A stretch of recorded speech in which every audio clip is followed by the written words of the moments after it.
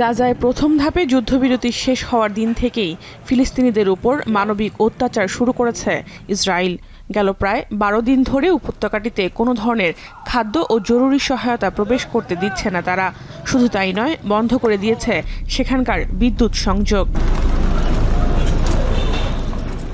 পবিত্র রমজান মাসে ইসরায়েলের এ ধরনের জুলুমে অতিষ্ঠ গাজার লাখো ফিলিস্তিনি। ইফতার ও সেহরিতে অর্ধাহারে অনাহারে থাকতে হচ্ছে রোজাদারদের। ফিলিস্তিনিরা যখন এক মুঠো খাবারের জন্য হাহাকার করছে, তখন মিশর সীমান্তে সারি সারি ট্রাক অপেক্ষা করছে খাবার নিয়ে। তবে ইসরায়েলি বাধায় গাজায় প্রবেশ করতে পারছে না এগুলো।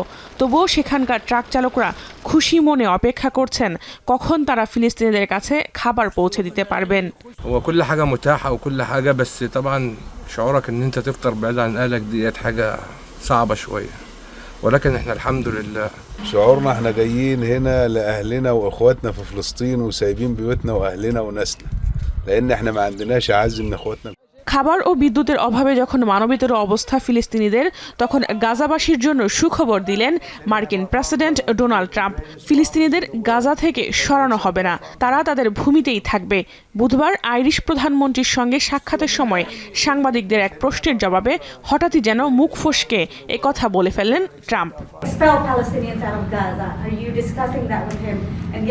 Nobody's expelling any Palestinians. I don't know. Who are you with? I'm with Voice of America, sir. Oh, no wonder. Okay, Voice of America. যদিও ক্ষমতায় বসেই ফিলিস্তিনিদের অন্যত্র সরিয়ে গাজার নিয়ন্ত্রণে নেওয়ার হুঁশিয়ারি দিয়েছিলেন ট্রাম্প। এমনকি গাজা কিনে ফেলার কথাও বলেছিলেন আনপ্রেডিক্টেবল এই নেতা। এর মাসখানেকের মধ্যে এবার ভোল পাল্টালেন তিনি। We talk about everything. Israel has been under siege, as you can see, and they had to fight back. October 7th was a terrible thing. People don't like to mention it, but it was a terrible, terrible day. মার্কিন প্রেসিডেন্টের এমন বক্তব্যকে স্বাগত জানিয়েছে Hamas. সংগঠনটির মুখপাত্র জানান, সত্যি যদি গাজাবাসীকে বাস্তুচ্যুত করার পরিকল্পনা থেকে ট্রাম্প ফিরে আসেন, তবে তাকে ধন্যবাদ। ট্রাম্প যখন ফিলিস্তিনিদের গণহারে প্রত্যাবাসনের সিদ্ধান্ত থেকে সরে এসেছেন, তখন কাতারের রাজধানী দোহায় মার্কিন প্রতিনিধিদের সঙ্গে আরব লীগের নেতারা আলোচনা করছেন গাজা পুনর্গঠন নিয়ে। মিশরের নেতৃত্বে $53 বিলিয়ন গাজা পুনর্গঠনের প্রস্তাব দেয় আরব দেশগুলো।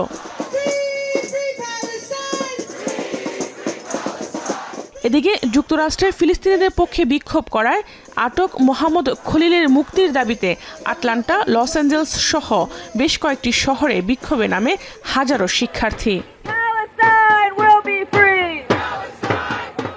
জাহানারা ভুঁইয়া, এখন বিশ্ব।